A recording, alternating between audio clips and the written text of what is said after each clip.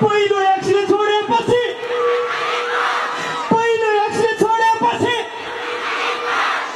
ओ यसरी पिएर भाजन के धेरै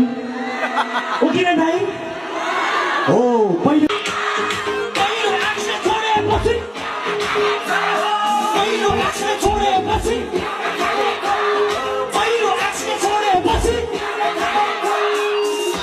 घरमा बुढी हुँदा हुँदै बाहिर गर्मी बनाउने नुहाउने धुवाउने कहिले होइन बोको बनाउने